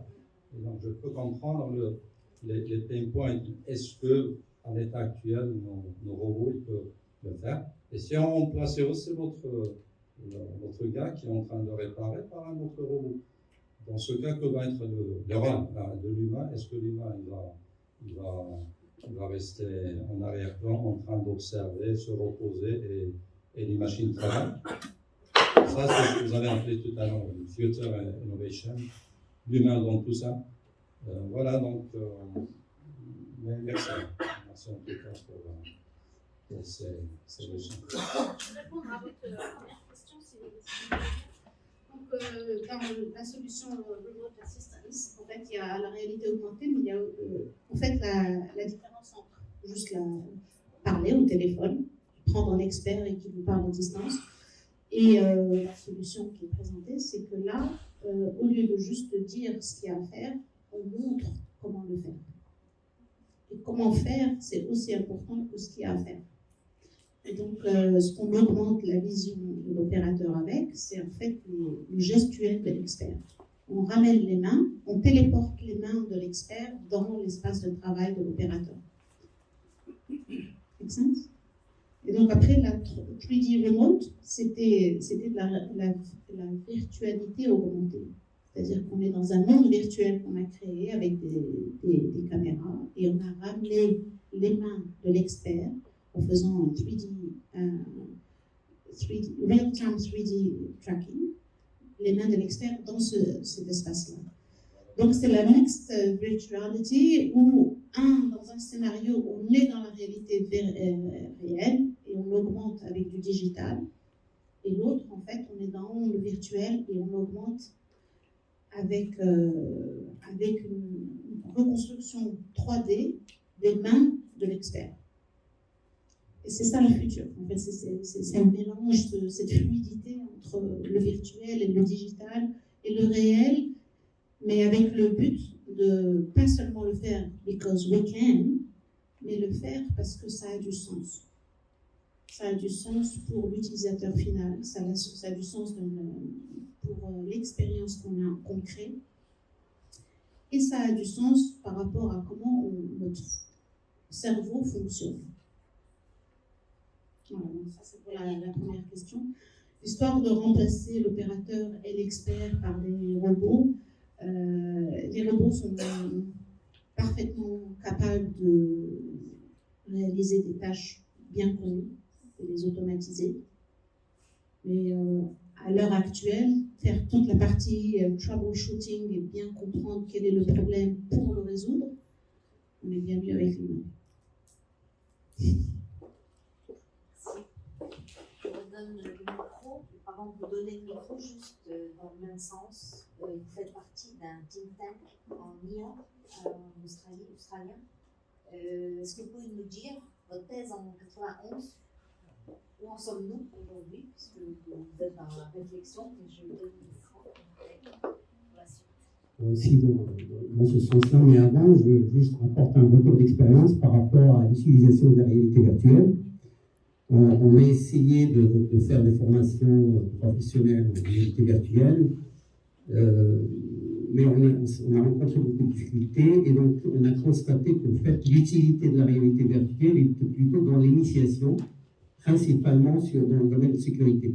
Donc, pour initier les gens à une approche d'intervention sécurisée, c'est très intéressant la réalité virtuelle. Mais on a besoin quand même de la réalité réelle, du terrain, pour pouvoir former les gens. Juste pour compléter donc, la question qui s'est posée, parce que j'ai vu aussi qu'il y a l'humain augmenté. Et donc cet humain augmenté, principalement les domaines cités, c'est la santé, la nutrition. Est-ce que vous pensez que c'est la technologie qui va pouvoir faire augmenter l'humain, principalement dans ce domaine, ou c'est plutôt l'éducation et l'instruction, et rendre l'humain autonome et conscient, avec une compétence inconsciente qui lui permettrait justement de suivre l'évolution et non pas uniquement être dépendant principalement de la technologie. Ça rejoint un petit peu ce qui a été dit, mais c'est plutôt philosophique. Je pense que c'est les deux, forcément. Quand j'ai travaillé avec ArcSense, c'était ma start-up, on a très vite compris que les early adopters, c'était des gens qui avaient déjà un désir de faire un certain monitoring de leur santé, parce qu'il y avait une conscience. Il y avait un certain niveau d'éducation, il y avait un désir de passer, d'attendre d'avoir des symptômes pour aller chez le docteur et d'essayer de comprendre son risque et de comprendre. Donc, il y a un niveau d'éducation qu'on apprend seul, et la technologie, ou avec les docteurs, si on a de la chance. Et la technologie n'est là que pour un enabler, pour faciliter. Mais ça ne va pas remplacer ce désir profond de l'humain de vouloir faire les choses mieux pour soi. Ça, si ça n'y est pas, on peut mettre toutes les technologies qu'on veut, ben, ça ne fera pas. On le voit bien avec les smartwatches, voilà, tout le monde les achète, mais est-ce que vraiment c'est utilisé? Est-ce que les gens monitorent la qualité de leur sommeil, alors qu'on sait que c'est la chose la plus importante dans la santé? c'est devenu plus un gadget pour certains, pour d'autres, c'est peut-être beaucoup plus. Ça va dépendre de chacun, de son niveau de maturité, ses priorités. Merci. On va passer peut-être un peu aux étudiants. Je reviens vers les collègues. Je reviens vers vous. C'est une question. Vous êtes jeune, il faut bouger, mon jeune. Good morning. First of all, I want to thank Ms. Karima for having us, and I want to thank you for this incredible and attractive technology. As it stands in Morocco, the situation that you said is the lack of water and the lack of food. That is the subject of the environment. We should work together. So, as the undergraduate, I want that you said that the technology can solve people, especially in emergency. So, can you explain a little bit more about an example, if you could, please? Vous donnez à votre collègue aussi quelle fait sa question, ça a frappé, avant de remettre le micro. Bonjour Madame Lina, je vous remercie pour la présentation et je souhaite en fait rebondir à un point dont vous aviez parlé tout à l'heure concernant le fait qu'on retrouve qu'il y a des ingénieurs informatiques qui sont excités pour donner la solution. Mais d'autre part, on retrouve aussi qu'il y a des professionnels qui ont des solutions puisqu'ils affrontent en fait le contexte régulièrement, ils savent plus quel est le besoin dont l'usager pourra en avoir besoin. Je cite à titre d'exemple les médecins, les architectes ou autres. En fait, c'est vrai, comme vous venez de dire, c'est une question d'avoir un travail collaboratif entre les deux, mais je me demande, il y aura certainement besoin d'un contexte. À votre avis, c'est quoi ce contexte? Est-ce qu'il faut passer par certainement par la recherche, ou avoir d'autres contextes tels l'entrepreneuriat ou autre? Merci. On en a deux, de micro, mais bon.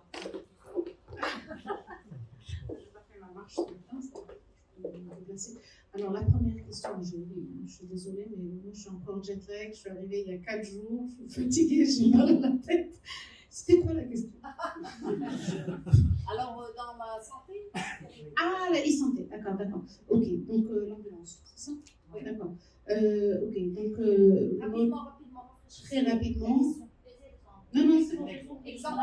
Je m'en rappelle.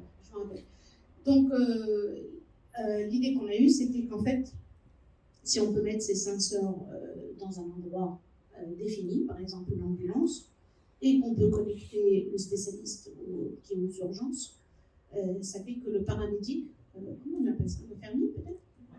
Voilà, au lieu de venir vous chercher à la maison ou à l'endroit d'un accident pour vous amener à l'hôpital, juste vous garder en vie pour être pris en charge par un docteur, eh bien ce docteur-là peut guider le paramédic pendant ce trajet. Et ça peut faire une énorme différence. Par exemple, pour les gens qui ont un AVC, il y a certaines interventions qui peuvent être faites, qui peuvent vraiment sauver la vie, juste dans on va dire les 20 minutes ou une demi-heure de trajet entre l'ambulance qui vient de récupérer quelqu'un et arriver à l'hôpital. En fait, leur job, c'est de les maintenir le patient en vie pour les amener à l'hôpital. Et là, on pourrait transformer ça et lui dire, on peut vous aider, on peut vous ramener l'expertise d'un spécialiste qui, lui, va utiliser le paramédic comme un proxy. Il va le guider, lui dire ce qu'il y a à faire. Les données du patient pourraient même être récupérées à l'hôpital. Et donc, le spécialiste pourrait sauver la vie de ce patient. Et moi, mon rêve en Australie, c'était de travailler avec les Flying Doctors. Donc, c'est des docteurs qui prennent l'avion pour aller ramener leur service dans des régions complètement isolées en Australie. Et l'idée, c'était de les augmenter. Ces Flying Doctors, c'est des GP, c'est des généralistes. Et imaginons, on peut imaginer même un enfant qui a un problème de speech ou un enfant qui a peut-être un certain retard, et bien ces gens-là ne sont jamais traités, n'ont jamais accès à ces services-là, sauf si ils sont prêts à faire 8 heures de route pour arriver à l'hôpital local. Et pourquoi pas ramener ce service-là dans ces régions-là. En Australie, on a deux pays. On a le pays très riche et on a le pays très pauvre.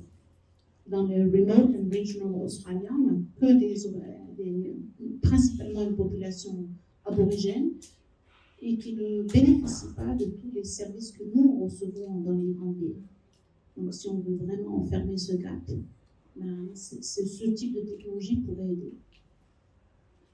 La jeune fille parlait, je crois, de l'écosystème et du lien entre les acteurs, c'est ça?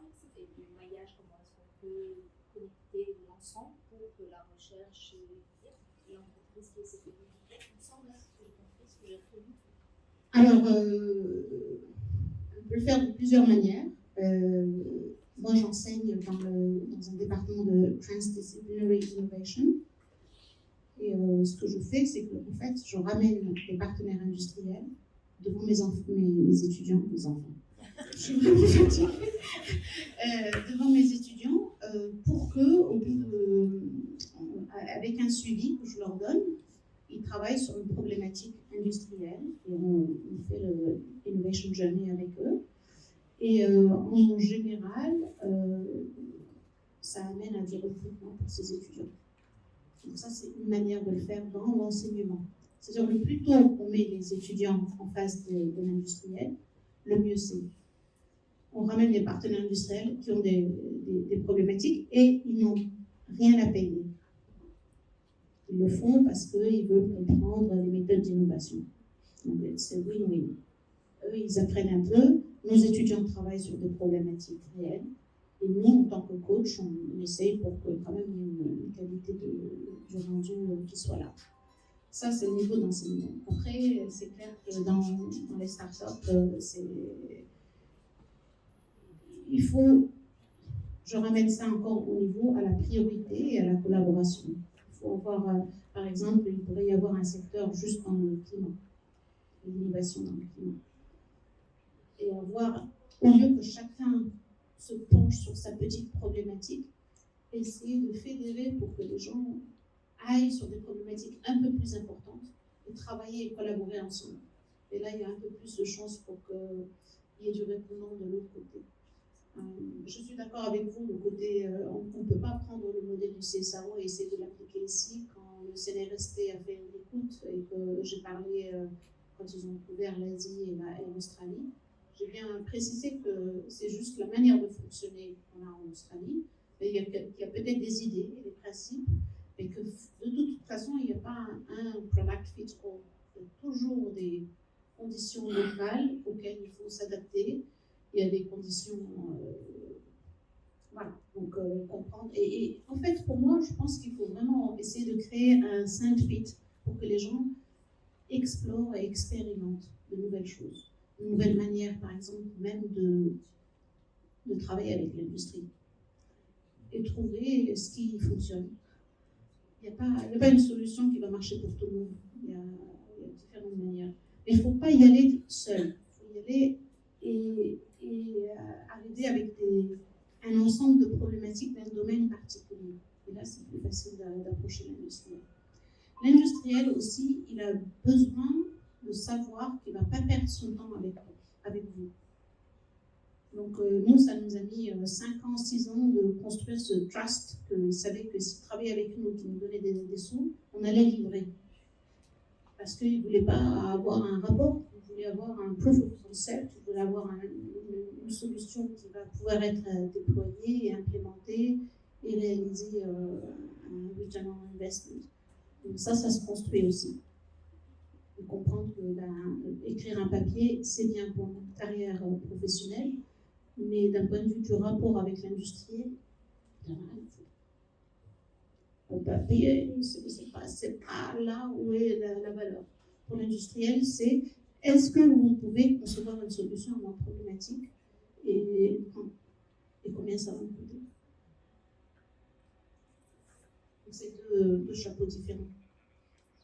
Juste une voudrais soulever le centre de santé du Sydney. Alors, jusqu'à présent, à l'échelle nationale, on a fait des tests sur des seins artificiels sans tumeur avec tumeur. Nous avons réalisé nous-mêmes. Je tiens à vous présenter une nouvelle senior qui prépare son doctorat sur ça. Donc, il a réalisé avec nous le système de détection et il a besoin de travailler même sur l'intelligence artificielle pour la prédiction du cancer du sein sur 10 ans. On peut prévoir pour la femme. Alors maintenant, ce centre-là, est-ce que Sydney, on peut faire des tests sur des femmes où c'est très compliqué comme le Maroc? Ça demande. Bien sûr que c'est pas possible. Hein. Il faut avoir un ethical programme, il faut passer par toutes les étapes. Par contre, on a une start-up, je pourrais vous mettre en contact avec eux, ils s'appellent Biobox. Et en fait, eux, ce qu'ils font, c'est que juste avec une prise de sang, ils sont capables de suivre tous les marqueurs de santé. Il y en a une vingtaine.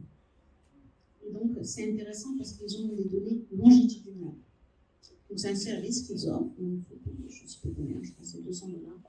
Et je pense qu'accès à ce genre de données, déjà, c'est intéressant si on veut faire de la prévention, parce qu'on a les marqueurs de santé sur plusieurs mois, et voir comment ils fluctuent. Et je pense que ça va jouer un rôle très, très, très important dans tout ce qui est prévention.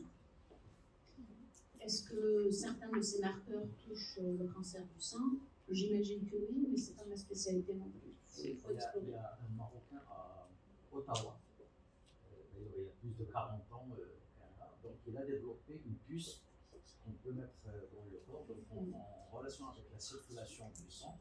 Et on peut prévoir pas mal de maladies 50-10 ans à la route. C'est un brevet qui est déjà déposé, mais déjà installé. Alors, on peut abuser de votre présence, on s'en excuse, mais on va peut-être clore peut-être avec des questions, encore comme ça, sur quelques jours avec nous, quelques longs jours d'ailleurs, jusqu'à début juillet, elle sera là encore 3-4 jours. Elle repart et elle revient début juillet. Nous avons un certain nombre d'ateliers pour les jeunes qui sont ici, qui ont des projets, certaines sociétés déjà créées, mais ceux qui sont en construction encore. Vous vous êtes inscrits pour certains, vous êtes bienvenus pour les autres si vous souhaitez vous inscrire. Il y a encore temps, évidemment.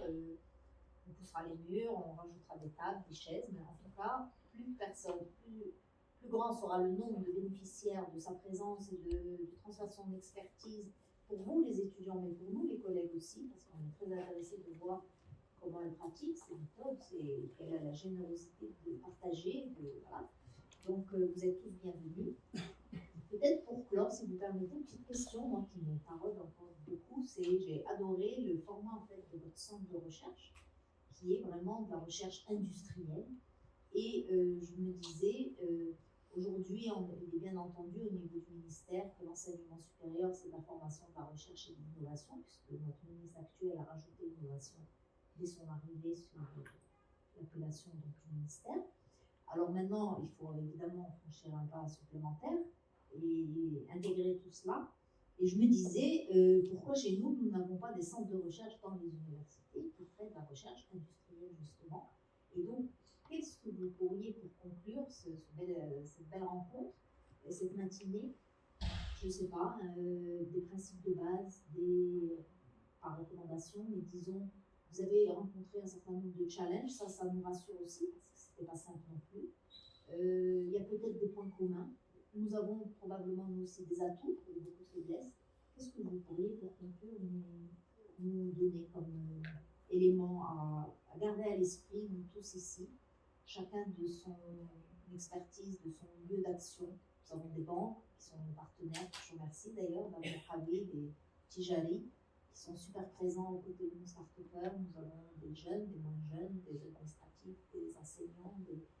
Donc chacun, voilà, on peut repartir pour essayer de pousser la machine et puis créer donc ce lien qui manque entre l'université et puis la vraie vie, le développement économique, tout ça. Question. Je dirais que peut-être un un des principes de base, ce serait d'être place-based, c'est-à-dire créer un endroit où on est venu le CSAO pendant des années. On était sur le campus de Macquarie University. Donc ça nous permettait de récupérer des étudiants, ça nous permettait de les impliquer dans nos projets, on était près d'eux. Et ce n'était pas suffisant, il fallait aussi être près de l'industrie. Donc, par exemple, notre centre de recherche en e-health est carrément situé dans un hôpital à Brisbane. Alors là, ils sont super bien. Ils ont les clinicians, ils ont les nurses, ils ont tout. Ils peuvent s'immerser dans cet environnement, mieux comprendre comment ça fonctionne. Donc voilà, essayer de réfléchir à un endroit où on peut être co-located. Ça fait une énorme différence. Donc, c'est un premier principe. Deuxième principe, c'est de pratiquer, enfin, de donner priorité au problème plutôt que la discipline. On arrive tous avec notre discipline et puis c'est comme le hammer qui trouve le nail. On frame le problème par rapport à notre discipline parce que c'est ce qu'on peut faire. En fait, il faut inverser et vraiment focuser sur le problème et avoir une approche plus transdisciplinaire. Donc, ça nous a coûté, ça a été très douloureux, et ça a été très complexe aussi parce que, du point de vue de notre carrière, il fallait publier dans un domaine particulier pour être reconnu. Mais on a réussi à faire cette transition. De toute façon, on est obligé. Sinon, on est fermé. Donc, des fois, d'avoir cette obligation, ça force à faire les choses. Donc voilà, c'est ça. Ce deuxième principe, c'est de dire d'apprendre à travailler avec des gens qui viennent d'une autre discipline et de comprendre les complémentarités, mais aussi de se situer à cette intersection. Et ce qui est très intéressant quand on travaille dans la recherche appliquée, c'est ce que j'ai trouvé fascinant, c'est qu'en fait, ça ouvre encore plus les opportunités de publication. Bien plus, si on peut faire cet effort. Et c'est un effort, parce qu'on est formaté d'une certaine manière à cause de notre discipline. Entre le master et la thèse, on a tendance à réfléchir d'une certaine manière. Moi, j'ai trouvé fascinant de travailler avec des gens qui font du réseau, mais aussi des gens qui font du social science. Ça n'a rien à voir. Et j'ai réussi à travailler avec eux parce qu'il y avait une problématique qui nous portait. On voulait vraiment faire la différence. Et on a mis un petit peu de côté notre spécialité, notre comfort zone, pour aller dans cet endroit où les choses, on ne les connaît pas trop, on ne sait pas vraiment comment naviguer, mais on est motivé parce qu'on veut faire la différence. Je ne sais pas si j'ai répondu. C'était parfait. Petit point, à nous, je vais vous donner la parole. C'est juste un point, nous sommes tous en train de dire qu'il faut qu'on crée du lien avec l'extérieur. Créons donc du lien déjà entre nos établissements dans notre même université. Parce que le maillage déjà entre nous, à la mettre riche. Moi, ça fait quelques semaines que j'essaie d'envoyer un jeune chercheur qui a besoin de laboratoire de la fac de sciences, il est de l'école mondiale d'ingénieurs, conçu. C'est-à-dire, le OK est là, l'intention est positive, tout le monde est OK. Et concrètement, comment on fait? On n'y arrive pas. Donc, gardons à l'esprit que déjà entre nous, il y a des choses à faire. Mais la parole est à vous. Un petit peu complément à la question, c'est l'implication des industriels dans la gouvernance des institutions. Est-ce que les industriels sont impliqués dès le départ au niveau de la gouvernance? Est-ce que c'est géré comment? C'est une fondation? C'est quoi? C'est une gestion. Qui est financé par le gouvernement à 60% et 40% des financements doivent venir extérieurs de l'industrie. Comme je l'ai dit au tout début du talk, vous êtes organisé pour être sur des programmes flagship qui sont des problématiques, des priorités nationales. Et donc, ce qu'on a fait en créant ces flagships, c'est qu'on a créé des partenariats, aussi bien académiques, industriels, etc., start-up.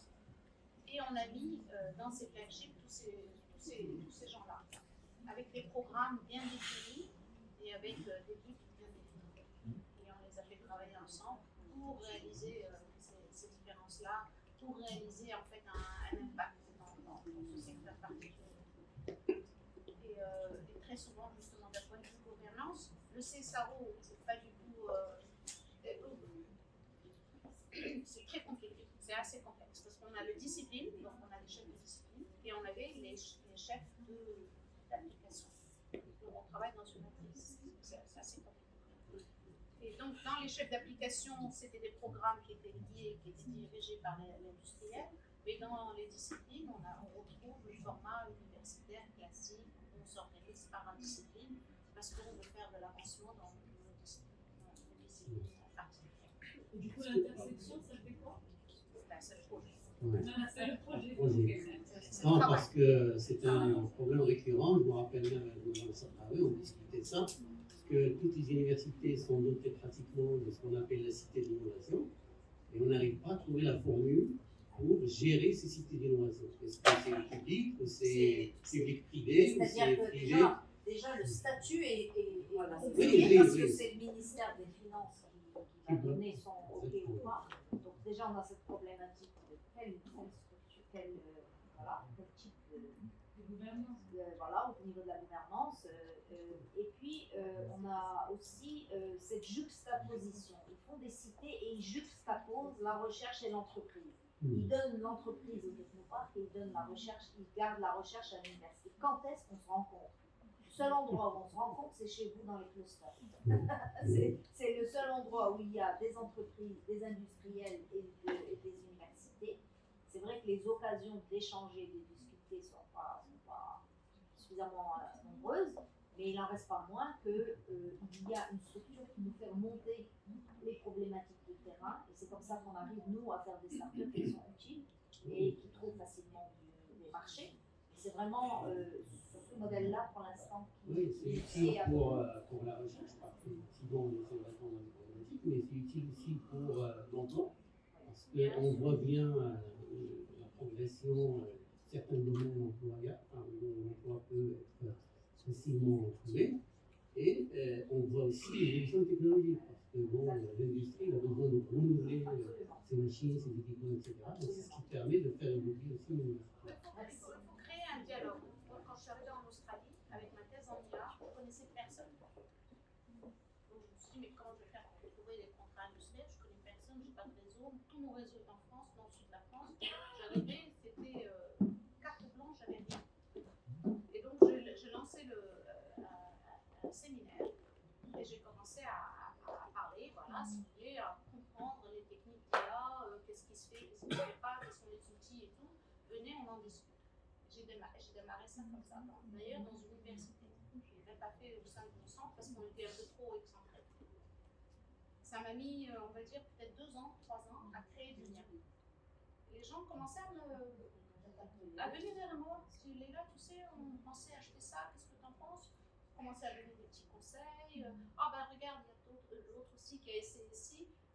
Et c'est comme ça que j'ai commencé à créer un peu ce réseau, et c'était en 92. À ce moment-là, c'était pratiquement inexistant. C'était encore dans un labo, c'était pas vraiment dans l'industrie. Donc voilà. En tout cas, on peut prendre un thé, peut-être qu'ils sont encore là, donc on peut continuer les échanges. Je voudrais qu'on se lève et qu'on applaudisse Leïla pour sa générosité.